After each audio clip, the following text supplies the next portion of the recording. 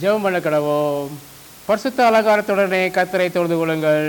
பூலோகத்தாரே, நீங்கள் யாவரும் அவருக்கு முன்பாக நடுங்குங்கள். ஈசோவே ஓமைந்தியானிதால் உள்ளம் கனியுமே கண்ணாரவோ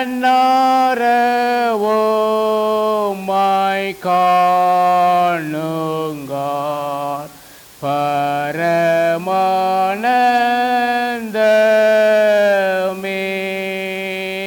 எங்களை அதிகமாக நேசிக்கிற பரமபிதாவாய் தேவனே, அப்பா உம்மை துதிக்கிறோம், உம்மை புகழுகிறோம், உம்மை வணங்குகிறோம், மயப்படுத்துகிறோம். அப்பா ஏசப்பா, நேற்றும் மீண்டும் மாறாத ஜீவன் தேவனாக இருந்து கத்தாவே எல்லாரையும் பாவத்திலிருந்தும் சாபத்திலிருந்தும் வியாதியிலிருந்தும் பிசாசின் பிரிந்து மீட்டுக்கொண்டு உங்களுடைய மாம்ச திரையை கிழித்து ஒரு புதிதும் ஜீவனமான ஒரு மார்க்கத்தை ஏற்படுத்தி கொடுத்தீங்களே, அது பெரிதான இரக்கத்திற்காக, தயவிற்காக, கிருபைக்காக, அன்பிற்காக அப்பா உமக்கு கோடான கோடி சோத்திரம்ப்பா.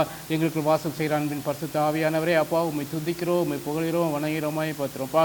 ஒவ்வொரு நாளும் கர்த்தாவே எங்களை கிறிஸ்துவை போல மாற்றிக்கொண்டு ஒரு அன்பின் பரிசுத்த ஆவியானவரே, ஒவ்வொரு நாளும் உங்களுடைய கிருபையினாலும் எங்களை தாங்கி வழிநடத்தி கொண்டு வரீங்களே, அதற்காக நன்றி ராஜா. ஆம் கர்த்தாவே, நீங்கள் தான்ப்பா உங்களுடைய கண்களை எங்கள் மேல் பதித்து நான் நடக்க வேண்டிய வழிகளெல்லாம் சொல்லிக் கொடுத்து நீதியின் வலதுக்கத்தில் என்னை தாங்கி வழிநடத்துறீங்க, அதற்காக நன்றி ராஜா.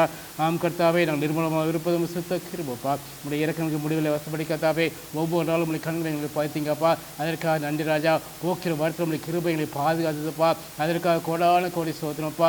எல்லா தேவைகளையும் கர்த்தாவே அதன் காலத்தில் நேர்த்தியாக எங்களுக்கு சந்தித்தீங்க, அதற்காக நன்றி ராஜா. இப்பொழுது கர்த்தாவே எங்களை தாழ்மையாக உங்களை பாதுகாக்க சமர்ப்பிக்கிறோப்பா. அறிந்தோ அறியாமலோ தெரிந்தோ தெரியாமல் செய்த பாவங்கள் எல்லாத்தையும் ஒரு விசைக்கிறவையாக மன்னித்து உடைய பரிசுத்தத்தினா கழுவி இயேசு கிறிஸ்துவின் நாமத்தும் தேவன் ஆளுநர் கர்த்தாவே எங்களை சுத்திக்கிறீங்க ராஜா. அப்பா, இந்த ஆளான முழுவதும் கருத்தில் ஆவியானவருடைய கருத்தில் நாங்கள் கொண்டிருக்கிறோம் ராஜா. ஆம் கர்த்தாவே, பாடப்போகிற பாடல்கள், கேட்கப்படுற சத்தியங்கள், சாட்சிகள் ஒவ்வொன்று கர்த்தாவே இதில் ஒவ்வொருக்கு பிரதிபலமாக மாற்றி தார்கள் ராஜா. தொடர்ந்து உடைய கிருபைகளை ஒப்படைக்கிறோம், பசுதிக நம்ம எல்லாவற்றையும் சேர்த்துறோம் இயேசு கிறிஸ்துவின் நாமத்துக்கு நல்ல பிதாவே. ஆமென் ஆமென். கர்த்தரின் நாமத்துக்கு மகிமையுண்டாக. நாம் பாவமாலை 9வது பாவமாலையை பாடுவோம். Him number 9.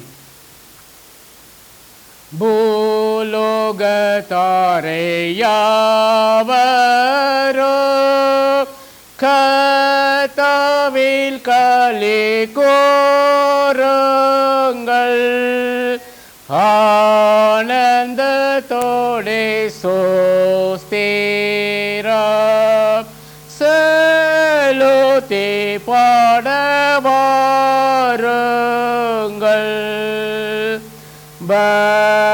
பராபரன்மை தெய்வமே நாமல்ல அவசிஷ்டித்தார், நாம் ஜனமவராஜனே,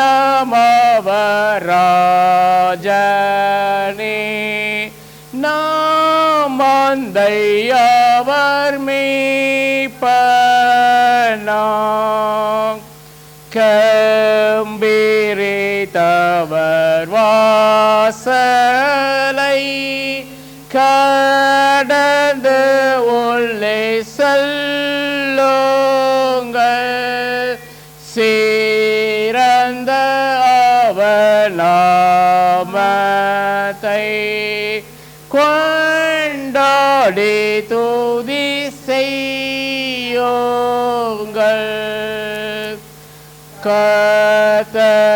கர்த்ததயாளர் இரக்கம் அவர்க்கு என்றும் உள்ளதே, அவரநாதி சத்தியம்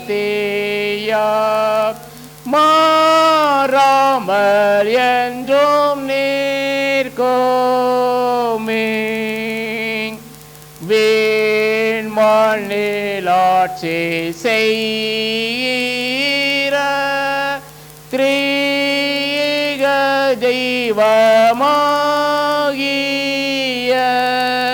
பிதா குமாரனாவேகோ சதா ஸ்துதி உண்டாகவோ.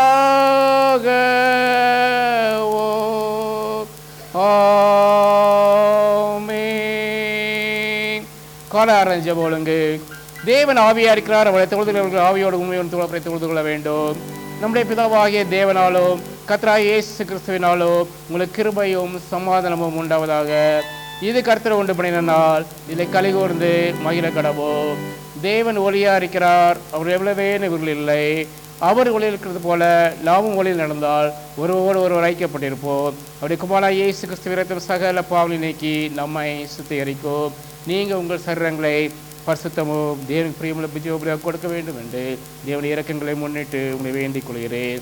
இதுவே நீங்கள் செய்யத்தக்க புத்தியுள்ள ஆராதனை. துன்மார்க்கன் தான் செய்த துன்மார்க்கத்தை விட்டு விலக்கி நியாயத்தையும் நீதியும் செய்வானே ஆகில் அவன் தன் ஆத்மாவை பிழைக்க பண்ணுவார். தேவனுக்கு ஏற்கும் பலைகள் நொறுங்குண்டாவிதால் தேவனை நொறுங்குமான இருதயத்தினை புறக்கணியேன். நான் இழந்து என் தகப்பனத்திற்கு போய் தகப்பனை பரத்துக்கு விரோதமாக உமக்கு முன்பாக பாவம் செய்தேன். இனிமேல் உங்களை குமாரன் சொல்லப்படுறது நான் பார்த்து நல்ல என்பேன். நமக்கு பாவம் இல்லை என்போமானால் நம்மை வஞ்சிக்கிறவர்களாக இருப்போம். சத்தியம் நமக்குள் இராது.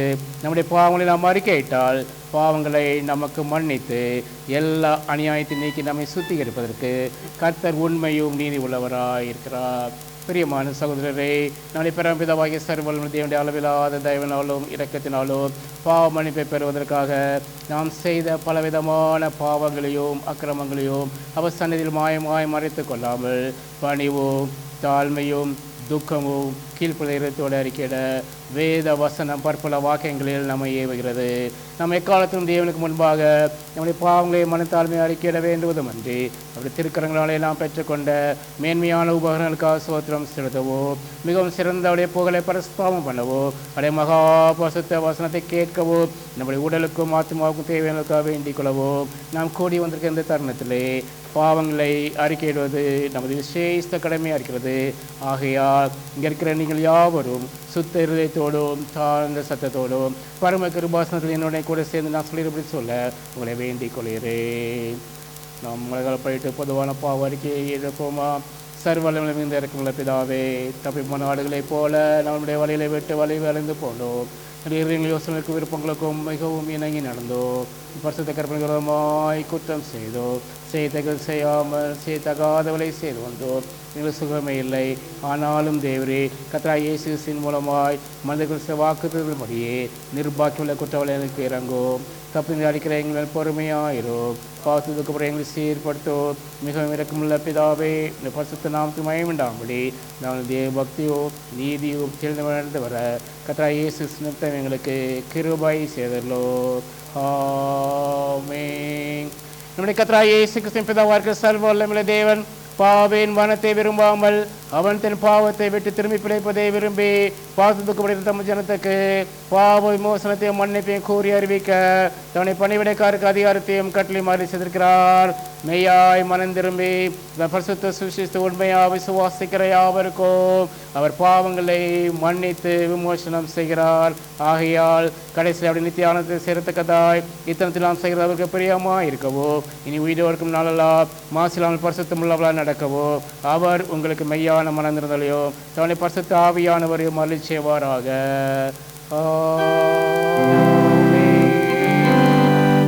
ஜெபம் பண்ண கடவோ. பிதா குமாரன் பரிசுத்தாவே நாமத்தினாலே ஆமென். பரமனுக்கிற எங்கள் பிதாவே, நாம் பரிசுத்தப்படுவதாக, ராஜ்யம் வருவதாக, பரிசுத்தப்படுவதை செய்யப்படுவது போல பூமியிலே செய்யப்படுவதாக. அன்னைக்கு பதங்கள் எடுத்தாரும் விரதமாக நாம் மன்னிக்கிறது போல என் குற்றங்கள் இருக்க மன்னியோ. எங்கள் சொல்லி பரிசுக்க பண்ணாமல் தீர்மானித்துக் கொள்ளோ. ராஜ்யமும் வல்லமையும் மகிமையும் என்னிருக்க முடியவில்லை. ஆமென். ஆண்டவரே, எங்களுக்கு உதடுகளை திறந்துள்ளோம். தேவனை ரட்சிக்க விரைவாய் வாரோ. பிதாவுக்கும் குமாரனுக்கும் பரிசுத்த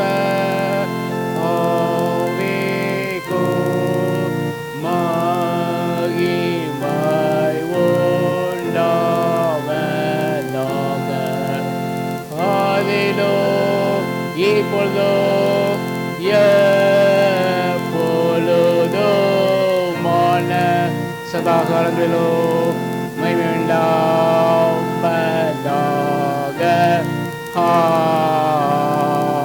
ஆமென். கர்த்தரை துதியுங்கள். 95ஆம் சங்கீதத்தை நாம் பாடலாக பாடுவோம்.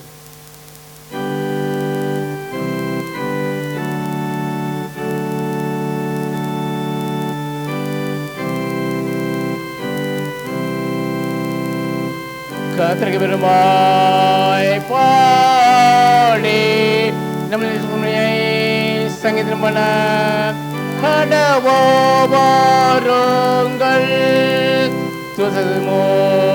முன்பாக வந்து சங்கப்படுத்து பாட கடவோ கர்த்தரே மகா தேவனோ எல்லா தேவனுக்கும் மகாராஜனோ மாயேரோ கேரா பூமியில் ஏரோ கேரது பலவிவரங்களோ அவருடையவைகள் சம்தொடதே அவரது போண்டாக்கேனா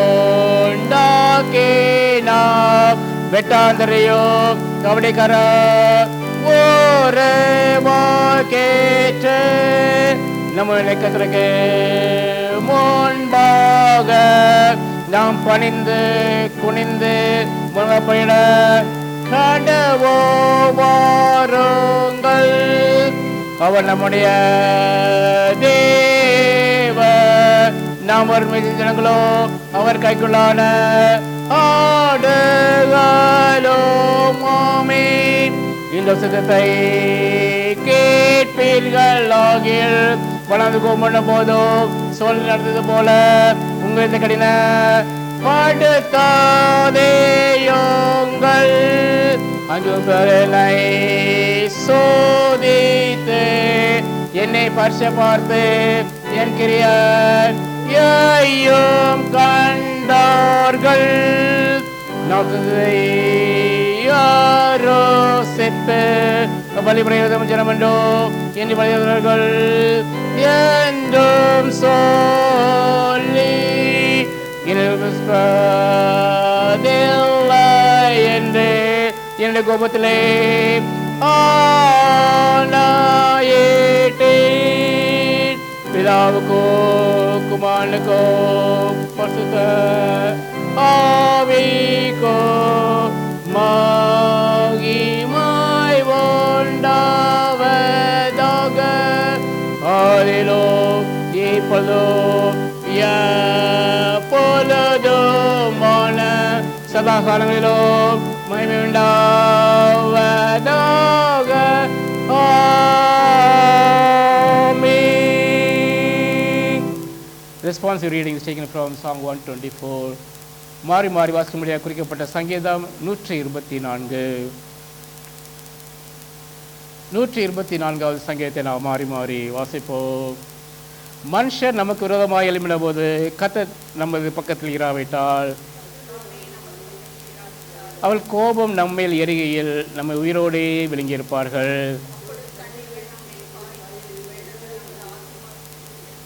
குந்தளிக்கும் ஜனங்கள் நமது ஆத்மாவின் மேல் புரண்டு போயிருக்கோம் என்று இஸ்ரவேல் இப்பொழுது சொல்வதாக.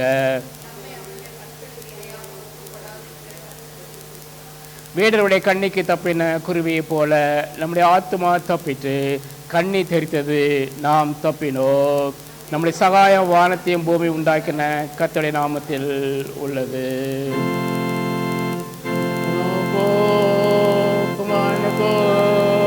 பரிசுத்த ஆவிக்கோ மகிமை உண்டாவதாக ஆதிலும் இப்பொழுதும் எப்பொழுதுமான சதா காலங்களிலும் மகிமையுள்ளவதாக.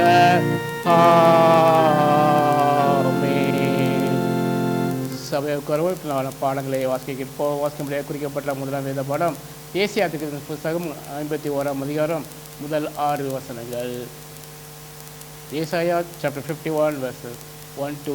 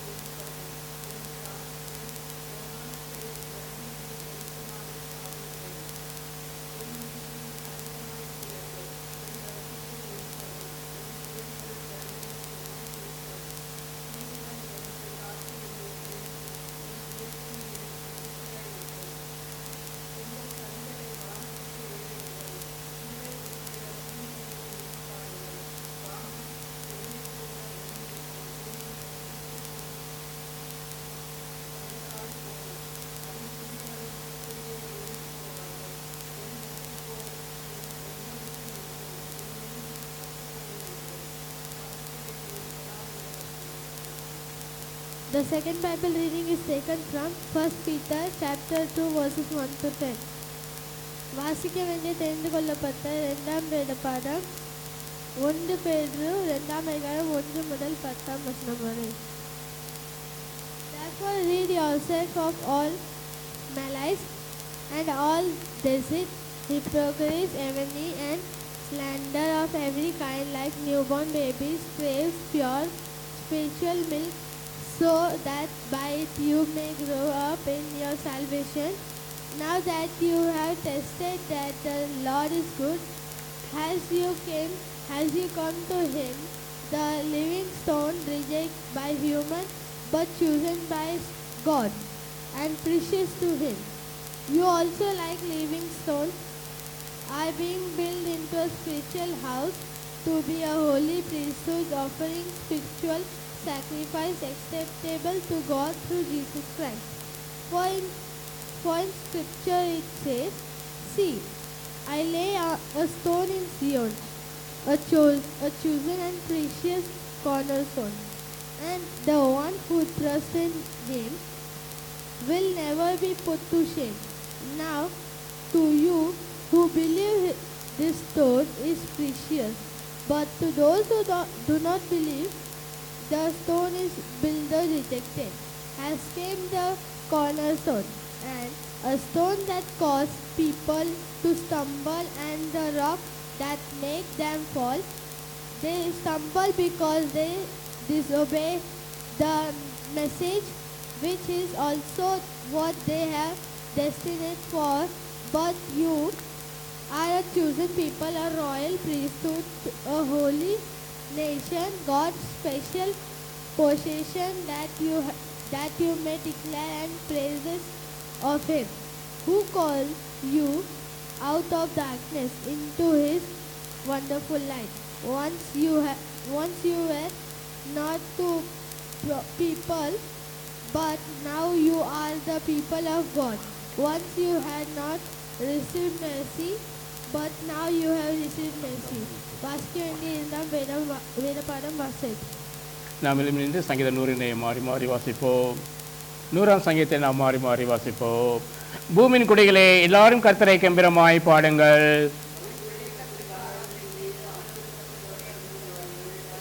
கர்த்தரை தேவன் அறியுங்கள். நாம் அல்ல, அவர் நம்மை உண்டாக்கினார். நாம் அவர் ஜனங்களும் அவர் மேய்ச்சல் ஆடுகளுமாய் இருக்கிறோம்.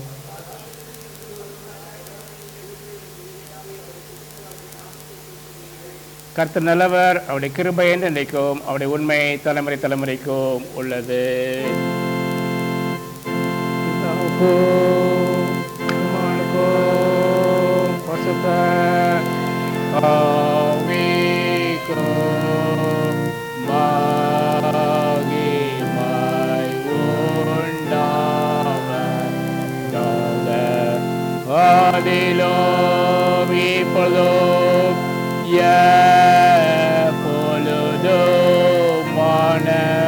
சதாகாலங்களிலோ மகிமை உண்டாவதாக.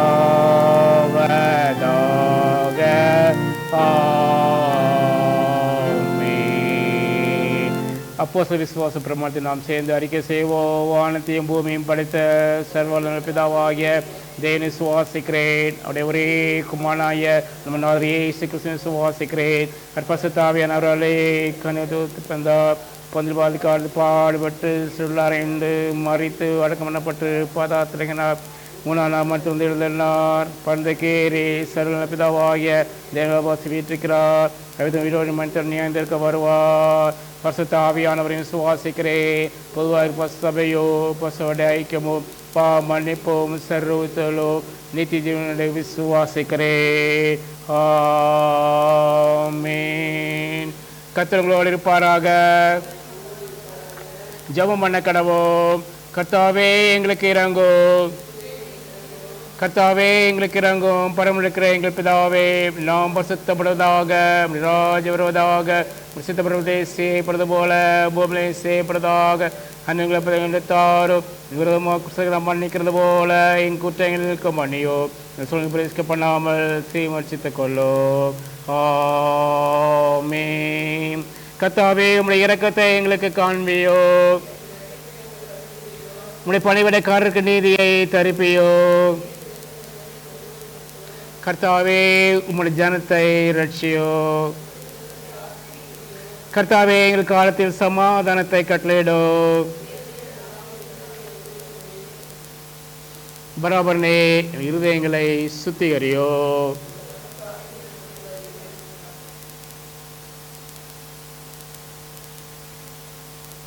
கிறிஸ்தவ திருநாள் பின்வரும் 12ஆம் ஞாயிறின் சுருக்க ஜெபம். சர்வ வல்லமையுள்ள நித்திய தேவனே, நாங்கள் ஜெபம் பண்ணும் முன்னே எங்கள் ஜெபத்தை கேட்க ஆயத்தமாக இருக்கிறேன். நாங்கள் விரும்புகிறதிலும் பெறத்தக்கதிலும் அதிகமாய் கொடுத்து வருகிறேன். எங்கள் மேல் உமது இரக்கத்தை சம்பூர்ணமாய் பொழிந்தள்ளி எங்கள் மனசாட்சிக்கு பயமுண்டாக்கிற குற்றங்களை மன்னித்து உமது குமாரனும் என் கர்த்தருமாகிய இயேசு கிறிஸ்துவின் புண்ணியத்தினாலோ மத்தியஸ்தினாலோ மாத்திரம் கேட்டுக்கொள்ளக்கூடிய நன்மைகளை எங்களுக்கு தந்தரலோ.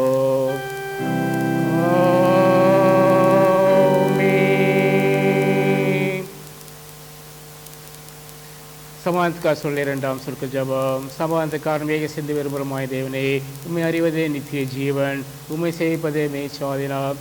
தேவருடைய தஞ்சமாக கொண்டிருக்க முடியாடியாராய் நாங்கள் எந்த விரோதடைய வல்லமைக்கும் பயப்படாதிருக்க முடியாக எங்கள் சத்தத்தில் செய்கிற எல்லா படத்திலும் நின்று கர்த்தராகிய இயேசு கிறிஸ்துவின் வல்லமையினால் எங்களை காப்பாற்றி அருளோ.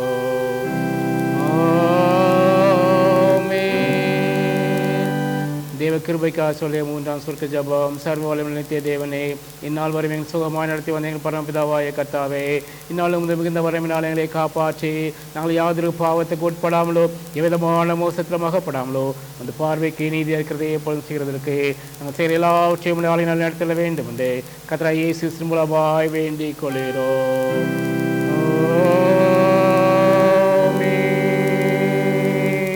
குருமார்க்காவும் சபையாருக்கும் சொல்லி சுருக்க ஜெபம். மகாதிசயங்களை செய்கிற சர்வவல்லமையுள்ள நித்திய தேவனே, என் அத்தியட்சார் மேலும் குருமார் மேலோ விசாரணைக்கு ஒப்புவிக்கப்பட்ட எல்லா சபைகள் மேலோ ஆரோக்கியம் தருகிற உம்முடைய கிருபையில் ஆவியை அனுப்பி அது நமக்கு உத்தம பிரியங்களெல்லாம் நடக்கும்படி ஆசீர்வாதமாக பணி அவர்கள் மேல் ஓயாமல் பெய்ய செய்துள்ளோம்.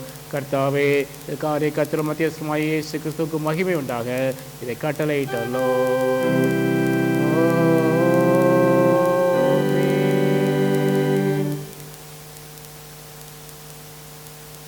அறிவிப்புகள்.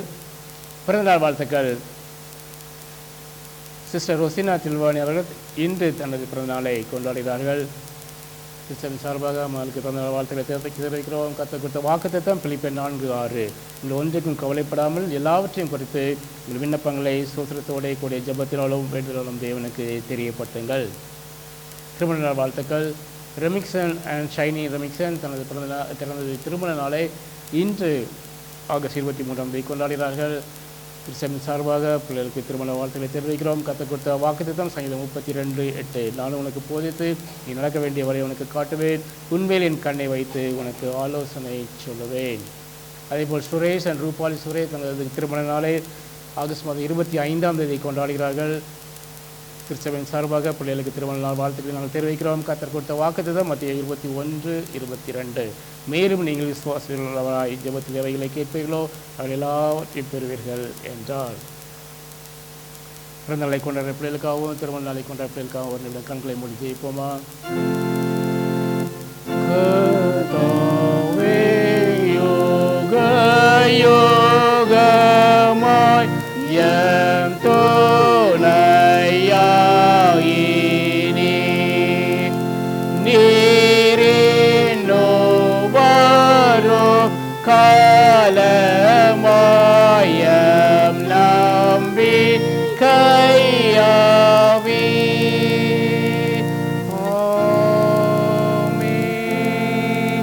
நல்ல பிதாவே, இந்த அருமையான நேரத்துக்காக கோடான கோடி நன்றி ராஜா. இப்பொழுதும் கர்த்தாவே தங்கள் பிறந்த நாளையும் திருமண நாட்களை கொண்டாடுற பிள்ளைகளை கர்த்தா உங்களை கருத்தில் கொடுக்கிறோப்பா.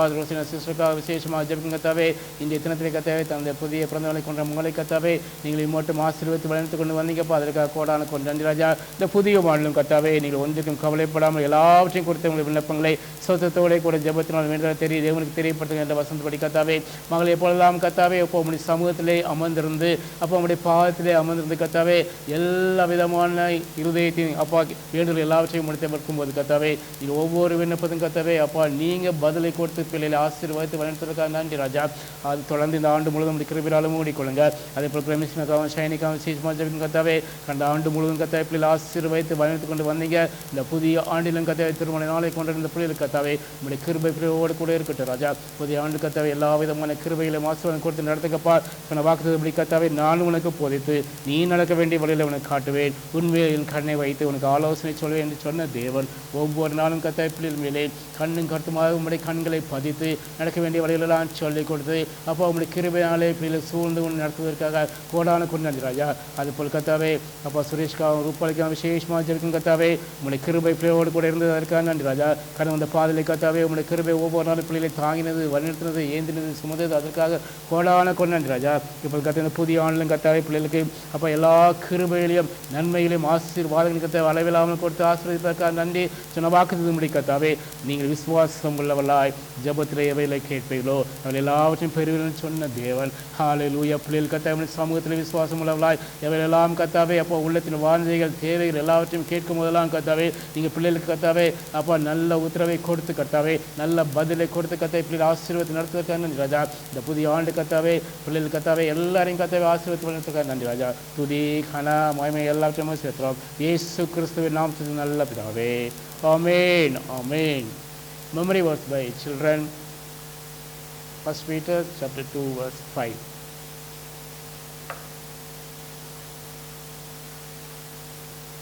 ஜீவனுள்ள கற்களை போல ஆவிக்கேற்ற மாளிகையாகவும் இயேசு கிறிஸ்துவின் மூலமாய் தேவனுக்கு பிரியமான ஆவிக்கேற்ற பலிகளை செலுத்தும்படிக்கு பரிசுத்த ஆசாரிய கூட்டமாகவும் கட்டப்பட்டு வருகிறீர்கள். 1 Peter 2:5. You also like a living stone being built on a spiritual house of the to be a holy priesthood, to offer spiritual sacrifice to God through Jesus Christ. 1 Peter 2:5. Amen. Amen.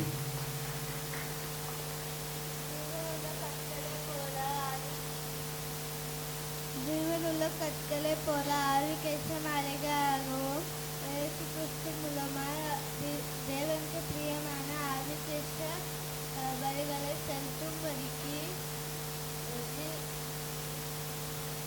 பரிசுத்த ஆசாரிய கூட்டமாகவும் கட்டப்பட்டு வருகிறீர்கள். 1 Peter 2:5. You also like a living stone are being built into spiritual house to be a holy priesthood, offering spiritual sacrifices acceptable God through Jesus Christ. 1 Peter 2:5. Amen. Amen. ஜீவனுள்ள கற்களை போல ஆவிக்கேற்ற மாளிகையாகவும் இயேசு கிறிஸ்து மூலமாய்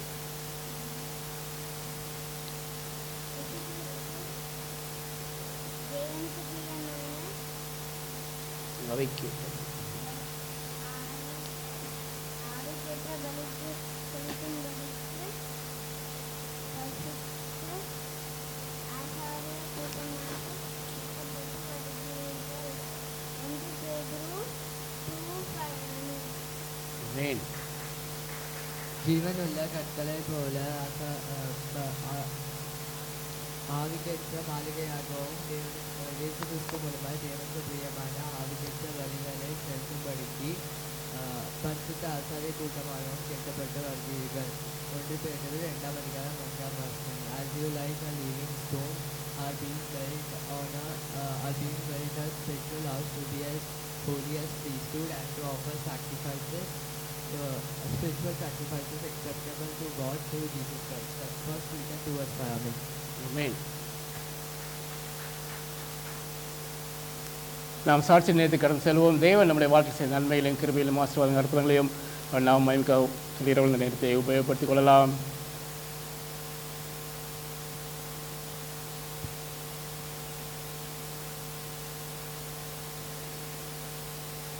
மீண்டும் ஒரு அறிவிப்பு இருக்கிறது.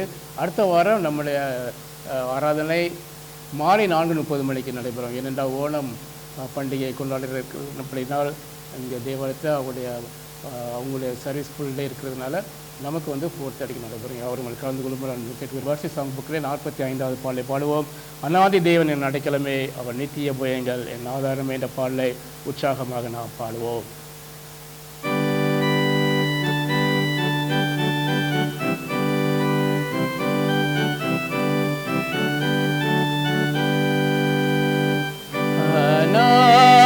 தேவன் என் அடைக்கலமே, அவர் நித்திய புயங்கள் ஆதாரமே.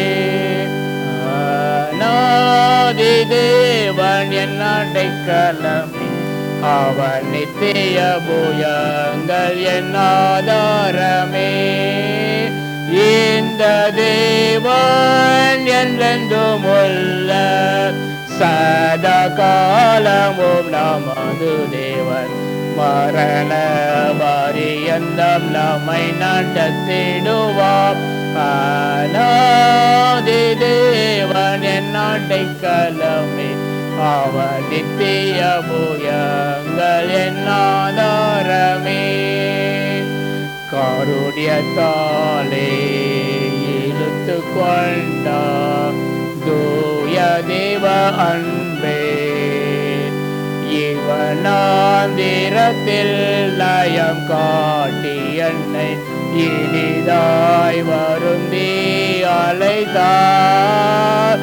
இந்த தேவன் என்றென்றும் உள்ள சதா காலமும் நமது தேவன், மரண பரியந்தம் நம்மை நடத்திடுவார்.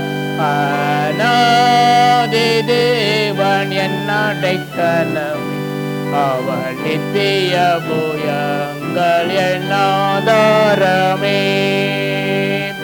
கானக பாதை காரிருளில் தூய தேவ ஒளியே, அழுகை நிறைந்த பள்ளத்தாக்குகளை அரும் நீரூற்றாய் மாற்றினாரே. இந்த தேவன் என்றென்றும் உள்ள சதாகாலமும் நமது தேவன், மரண பரியந்தம் நம்மை நடத்திடுவார். அநாதி தேவன் அடைக்கலமே, அவர் நித்திய புயங்கள் என் ஆதாரமே.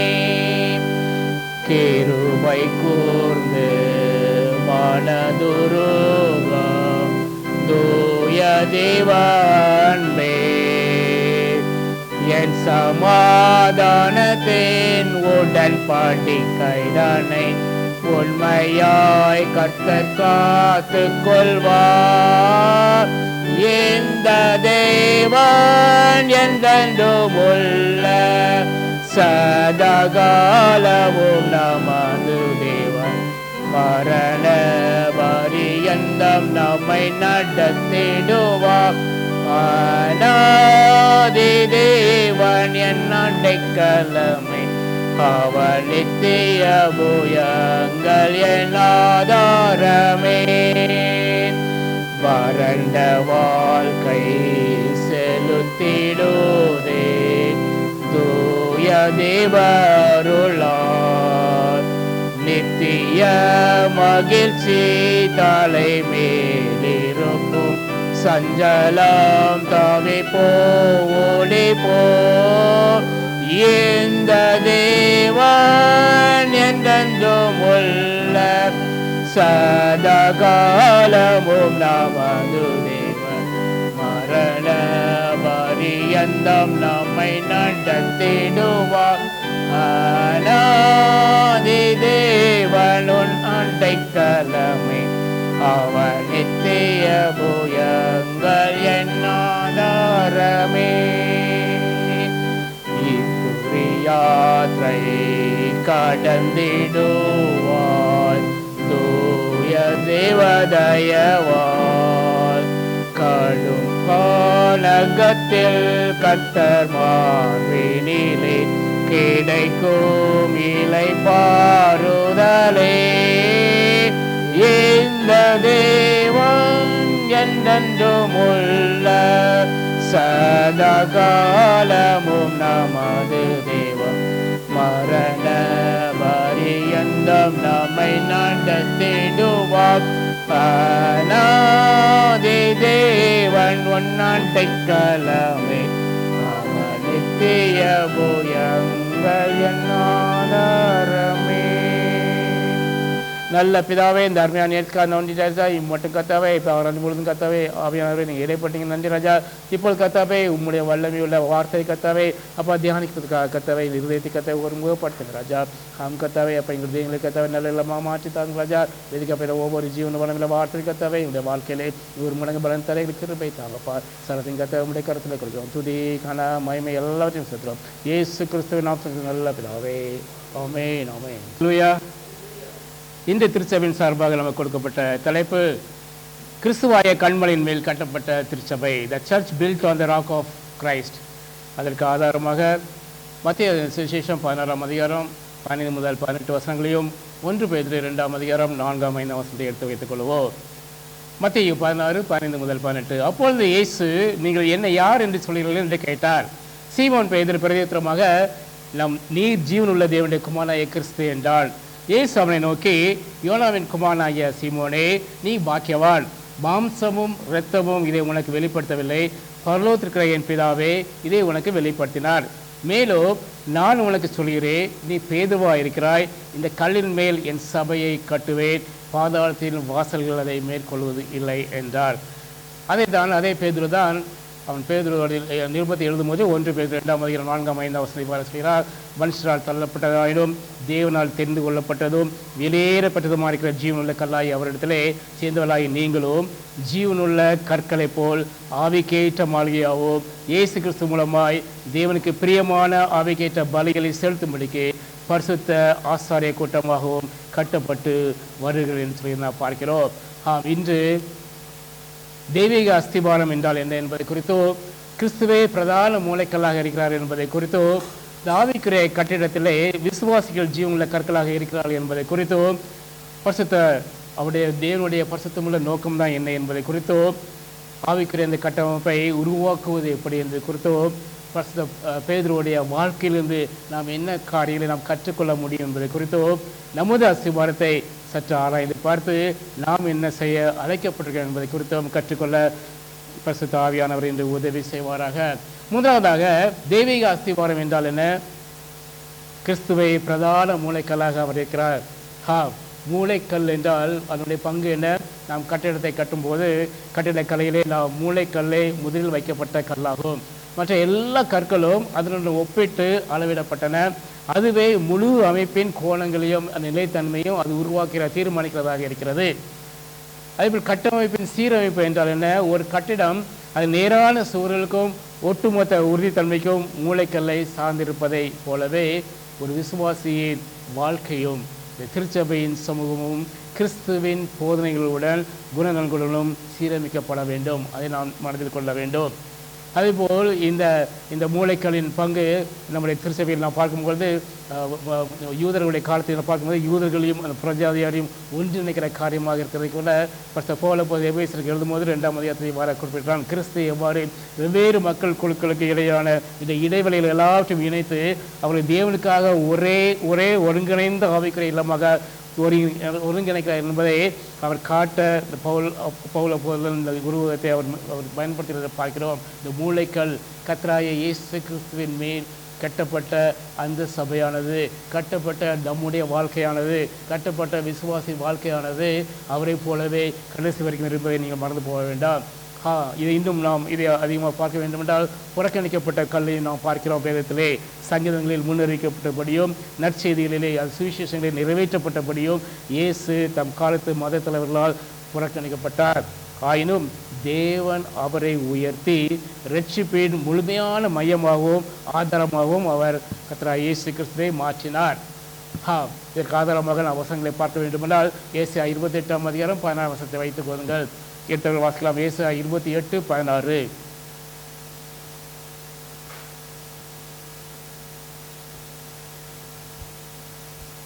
ஆதலால் கர்த்தராகிய ஆண்டவர் உரைக்கிறதாவது, இது அஸ்திபாரமாக ஒரு கல்லை நான் சீயோனில் வைக்கிறேன், அது பரிசீலிக்கப்பட்டதும் விலையேற பெற்றதும் திட அஸ்திபாரம் உள்ளதுமான மூளைக்கல்லாக இருக்கும், விசுவாசிக்கிறவன் பதறான்.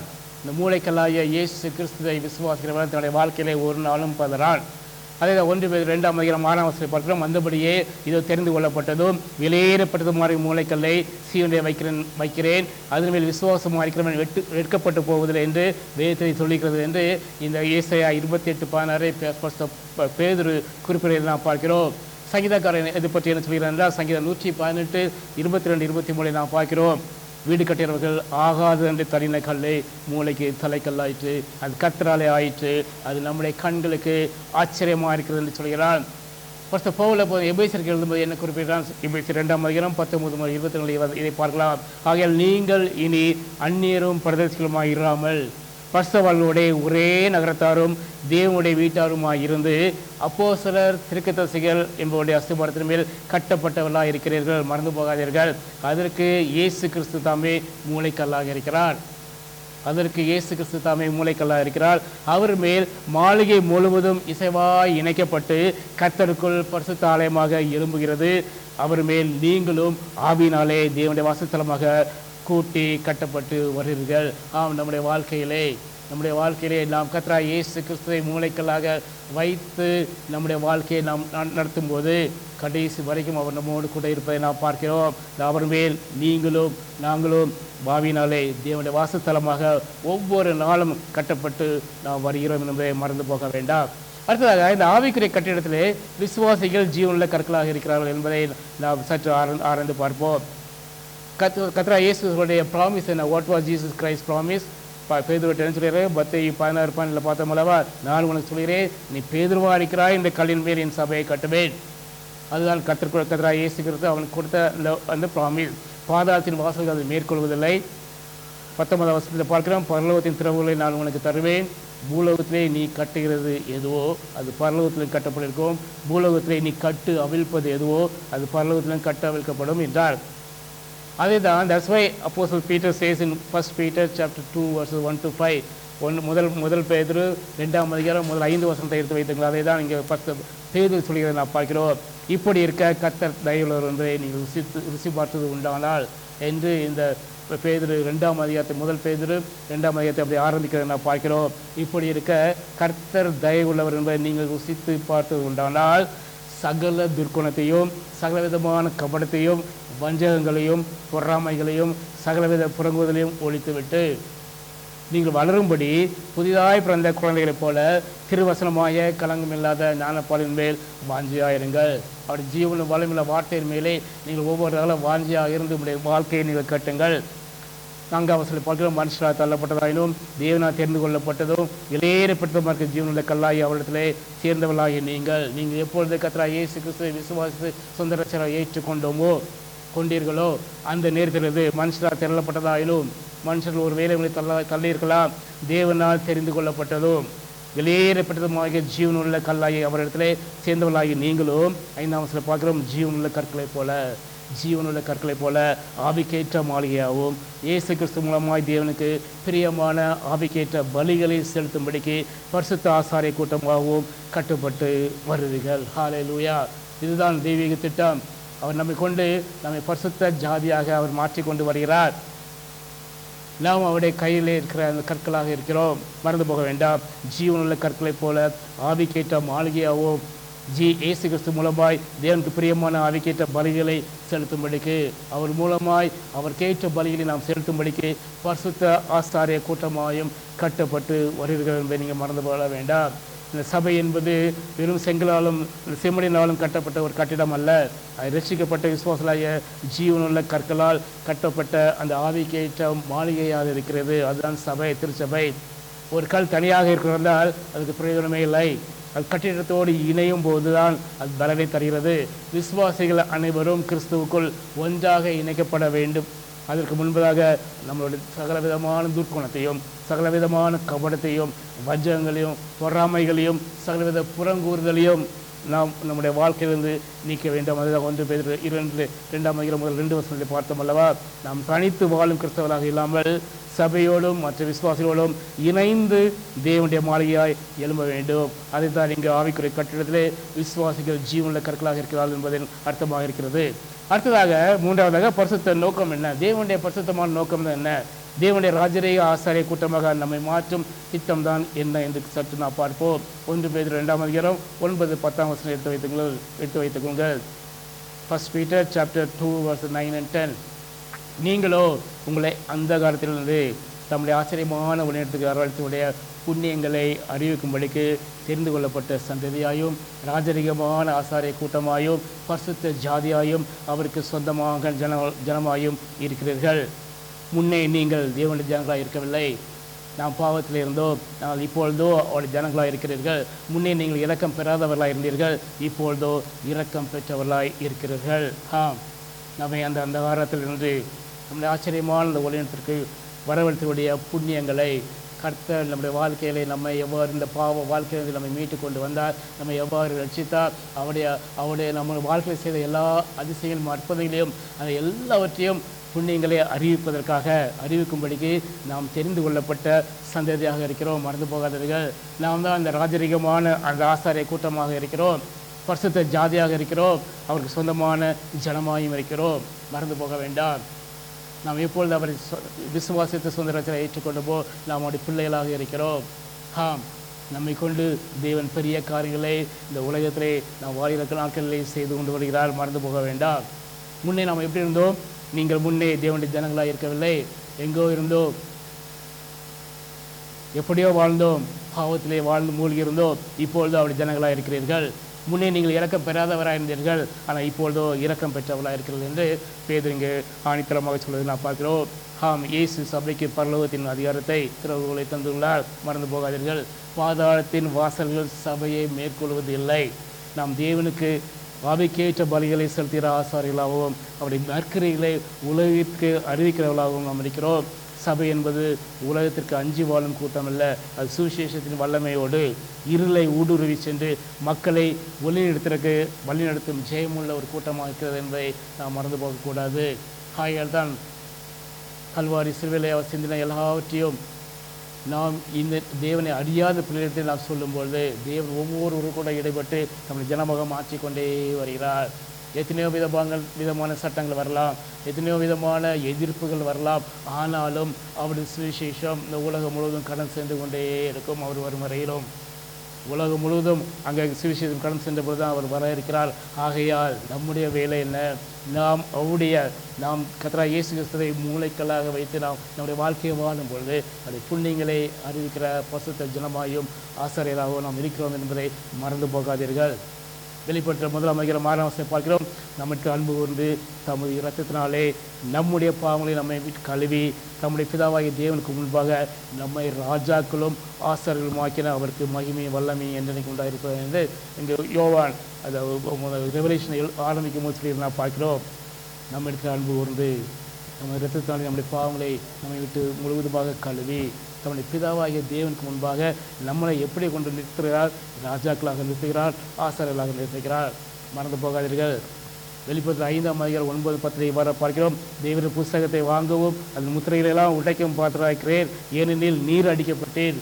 சகல கோத்திரங்களிலும் பாசக்கர்களிலும் ஜனங்களிலும் ஜாதிகளிலும் நீங்களை தேவனுக்கென்று எல்லா உலகத்திலிருந்து எல்லா இடத்திலிருந்து அவர் பிடிக்கிறார். தேவனுக்கென்று நம்முடைய இரத்தத்தினாலே மீட்டு கொண்டு எங்கள் தேவனுக்கு முன்பாக எங்களை ராஜாக்களும் ஆசீர்வாதமாக்கினீர் என்று அங்கே பாடுகிறதை நாம் பார்க்கிறோம். நாங்கள் பூமியிலே அரசாள்வோம் என்று கூறி அந்த பாட்டை அவர் பாடினார்கள். அதே வெளிப்படுத்த விஷயம் 26 பார்க்கிறோம். 1 உயிர்த்தெழுதலுக்கு பங்குள்ளவன் பாக்கியவானும் பரிசுத்தமாக இருக்கிறான். இவர்கள் மேல் 2ஆம் மரணத்திற்கு அதிகாரம் இல்லை. இவர்கள் 1ஆம் மரணத்திற்கு அந்த பங்குள்ளவன் உயிர்த்தெழுதலுக்கு பங்குள்ளவன் எப்படி இருக்கிறான்? இவர்கள் தேவனுக்கும் கிறிஸ்துவுக்கும் முன்பாக ஆசாரியராக இருந்து அவரோட கூட 1000 வருஷம் அரசாள்வார்கள். நம்முடைய வாழ்க்கையை நாம் சற்று ஆராய்ந்து பார்ப்போம். நம்முடைய வாழ்க்கை இந்த மூளைக்கல்லாய கிறிஸ்துவ மேலே கட்டப்பட்ட வாழ்க்கையாக இருக்கிறதா? சற்று ஆராய்ந்து பார்ப்போம். ஏனென்றால் நம்மை கொண்டுதான் பெரிய காரியங்களை கடைசி வரைக்கும் அவர் செய்கிறவராக இருக்கிறார். நம்மை தேவனுக்கு முன்பாக ஆசாரியராகவும் அவர் ராஜாக்களை நிறுத்த அந்த பெரிய திட்டத்தை அவர் வைத்திருக்கிறார். அதை நிறைவேற்றி கொண்டே வருகிறார். மறந்து போக வேண்டாம். நான்காவதாக ஆவிக்குரிய இந்த கட்டமைப்பை உருவாக்குவது எப்படி? இந்த பேதுருவின் வாழ்க்கையிலிருந்து இப்போ ஆவிக்குரிய கட்டமைப்பை உருவாக்கும் போது இந்த வாழ்க்கையிலிருந்து நாம் கற்றுக்கொள்ள வேண்டிய பாடத்திலே இங்கு அவனை எவ்வாறாக அவருக்கு உபயோகப்படுத்துகிறார் என்று பார்க்கிறோம். அப்போஸ்தலர் 2:14 பார்க்கிறோம். அப்பொழுது பேதுரு பன்னிருவரோடு கொண்டு நின்று அவளை நோக்கி உரத்த சத்தமாய், கோலையாக இருந்த மனிதன் இங்கே உரத்த சத்தமாய் கூறுகிறான், யூதர்களே, இஸ்ரவேலில் வாசம் பண்ணுகிற ஜனங்களே, நீங்கள் எல்லாரும் அறிந்து கொள்வீர்களாக, என் வார்த்தைகளுக்கு செவி கொடுங்கள் என்று அவன் தைரியமாக அங்கே பிரசங்க ஆரம்பிக்கிறான். அப்போஸ்தலர் நடவடிக்கை 2:14 அப்போது நாளைக்கு 2:36-42 வரை பார்க்கிறோம். நீங்கள் சிலுவையிலே அறைந்த இந்த இயேசுவை தேவன் ஆண்டவனும் கிறிஸ்துவும் ஆக்கினார் என்று இஸ்ரவேல் குடும்பத்தார் யாவரும் நிச்சயமாக அறிய கடவுள் என்று அங்கே மக்களுக்கு முன்பதாக அதே மக்கள் யூதர்கள் தான் கர்த்தராகிய இயேசு கிறிஸ்துவை கொண்டார்கள். அவருக்கு முன்பதாக தைரியமாக அங்கே அவரை குறித்து சாட்சி கொடுப்பதை நாம் பார்க்கிறோம். அவருடைய புண்ணியங்களை அறிவிக்கிற மகனாக, தைரியமாக அறிவிக்கிற மகனாக அங்கே மாற்றுகிறார். இதை அவர் கேட்டபொழுது இருதயத்திலே குத்துகின்றவர்களாய் பேதுருவையும் மற்ற அப்போஸ்தலரையும் பார்த்து, சகோதரரே, நாங்கள் என்ன செய்ய வேண்டும் என்றார்கள். ஹல்லேலூயா. இதுதான் அவருடைய வாழ்க்கையிலும் அவர் நடத்தி கொண்டு வருகிறார். அவருடைய புண்ணியங்களை, கல்வாரி சிலுவையில் அறையப்பட்ட இந்த காரியங்களை எல்லாம் மக்களுக்கு அறிவிக்கும் போது அங்கே அவர் கூத்துதல் உண்டாகிறது. மக்களுடைய வாழ்க்கையில் இருதயத்திலே மாற்றப்படுகிறார்கள். பேதுரு அவளை நோக்கி, நீங்கள் மனம் திரும்பி ஒவ்வொருவருக்கும் பாவ மன்னிப்பு கண்டு இயேசு கிறிஸ்து நாமத்தாலே ஞானஸ்நானம் பெற்றுக்கொள்ளுங்கள், அப்பொழுது பரிசுத்த ஆவியின் வரத்தை பெறுவீர்கள் என்று இங்கே பிரசங்கிக்கிறதை பார்க்கிறோம். என்ன செய்ய வேண்டும் என்று கேட்ட மக்களுக்கு அங்கே ஒரு ஆன்சரை கொடுக்கிறத பார்க்கிறோம். வாக்குத்தத்தமானது 39 பார்க்கிறோம். வாக்குத்தத்தமானது உங்களுக்கும் உங்கள் பிள்ளைகளுக்கும் நம்முடைய தேவனாய கர்த்தர் வரவழைக்கும் தூரத்தில் உள்ள யாவருக்கும் உண்டாயிருக்கிறது என்று சொல்லி இன்னும் அநேக வார்த்தையினாலும் சாட்சி கூறி மாறுபாடுகள் இந்த சந்ததியை விட்டு விலகி உங்களை ரட்சித்துக் கொள்ளுங்கள் என்று புத்தி சொன்னான். 46 நம்முடைய வார்த்தையை சந்தோஷமாக ஏற்றுக்கொண்டவர்கள் ஞானஸ்நானம் பெற்றார்கள். அன்றைய தினம் ஏறக்குறைய 3000 பேர் சேர்த்துக் கொள்ளப்பட்டார்கள் கர்த்தருடைய சபையிலே. ஹல்லேலூயா. அதுதான் உங்கள் மூலமாக நடக்கும். கர்த்தர் அதை தான் செய்து கொண்டிருக்கிறார். வரும் வரையில் இதை தான் செய்து கொண்டே இருக்கிறார். இன்னும் நாம் பார்க்க வேண்டும்னா அப்போஸ்தலர் 4:4 பார்க்கிறோம். அவர்கள் ஜனங்களை பேசிக் கொண்டிருக்கிறார்கள்.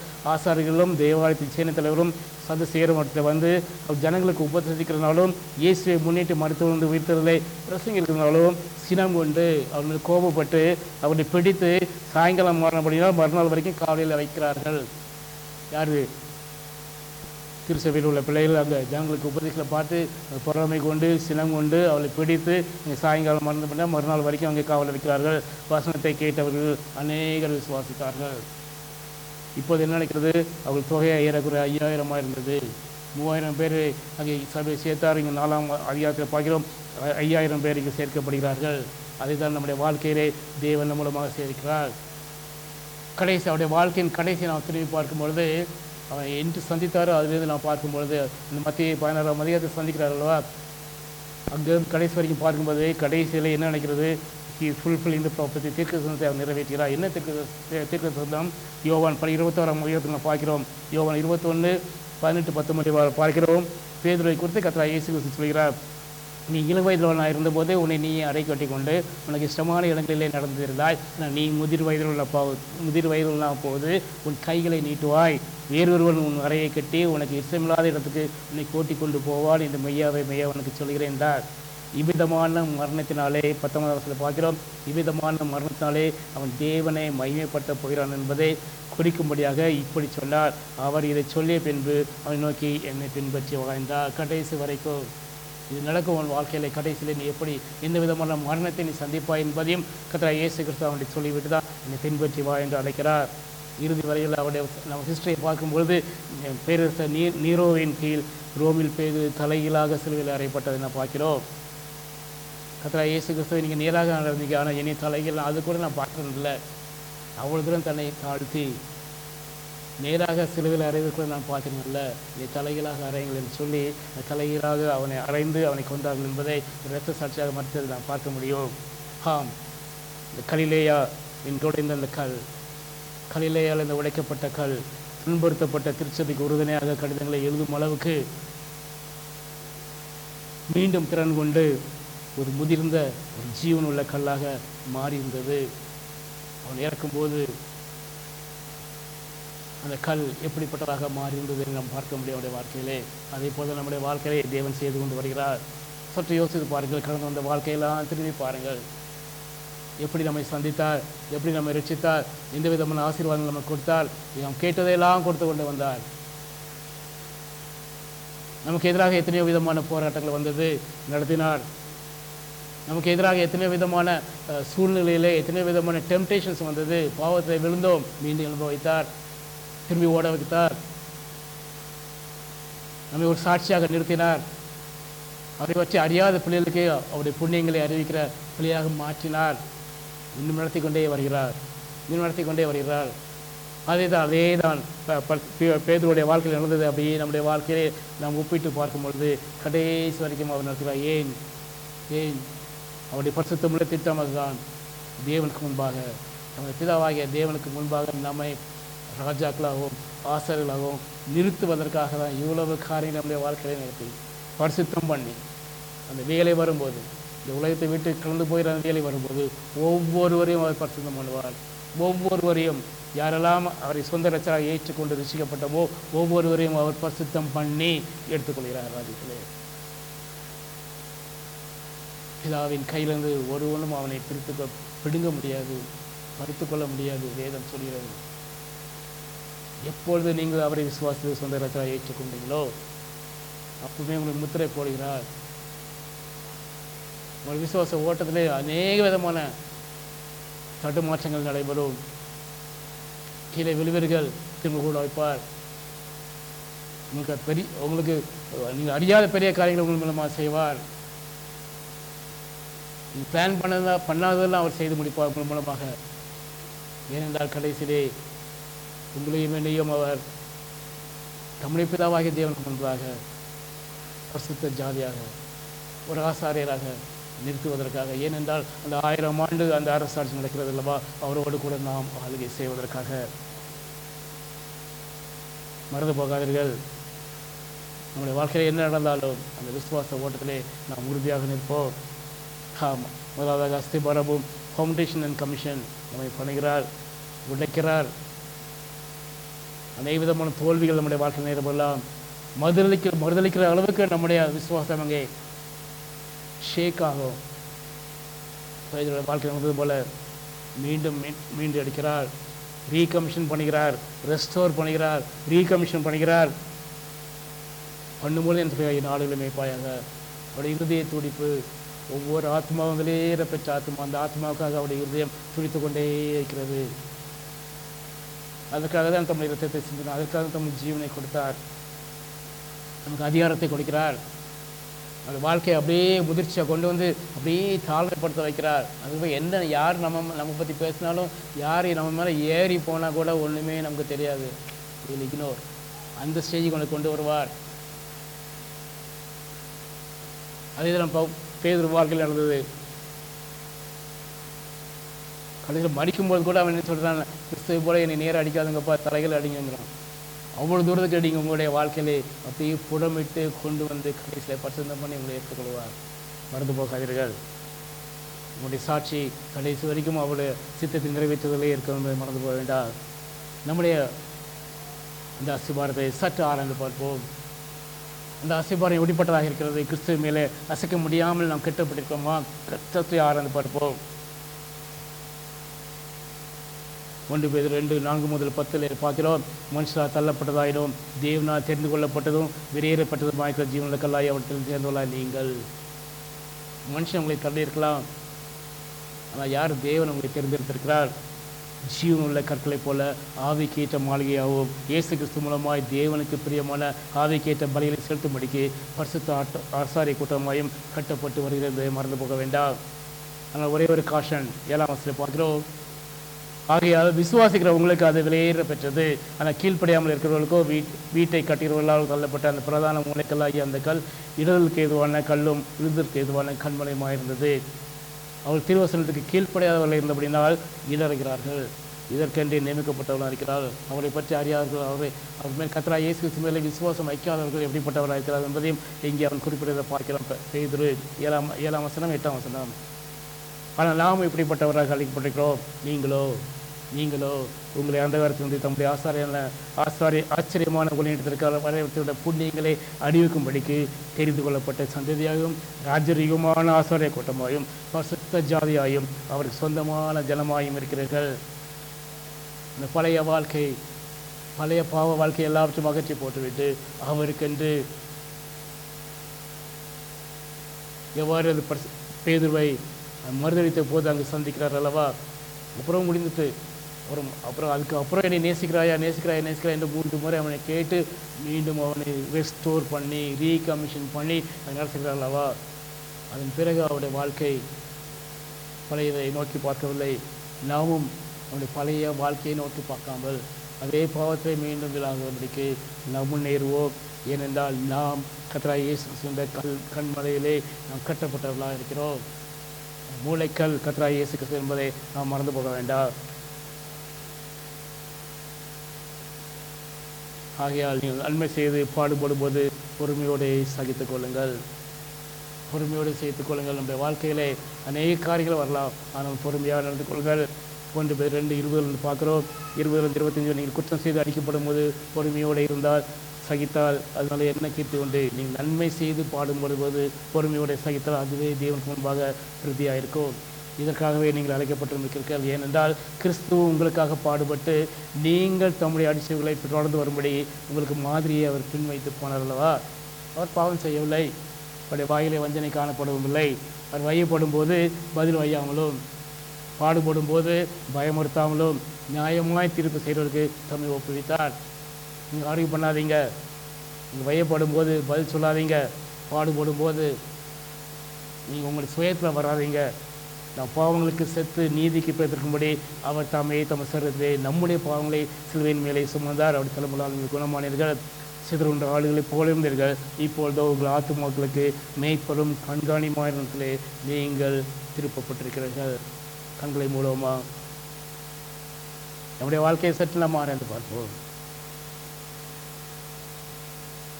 கிறிஸ்துவாகிய கண்மலையின் மேல் கட்டப்பட்ட திருச்சபையாக, கட்டப்பட்ட விசுவாசியாக, கட்டப்பட்ட மகனாக நாம் வாழ்கிறோமா? சற்று ஆராய்ந்து பார்ப்போம்.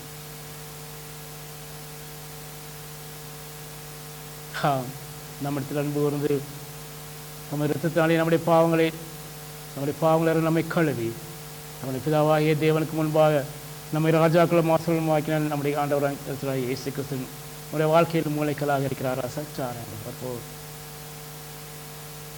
மரித்தேன், ஆனாலும் இதோ சதா காலம் உயிரோடு இருக்கிறேன், மரணத்திற்கும் பாதாளத்திற்கும் திறவுகளை உடையவரைக்கு சொன்ன கர்த்தர் நம்மளுடைய வாழ்விலும் இந்த பரலோகத்தின் திறவுகளை தருகிறவராக.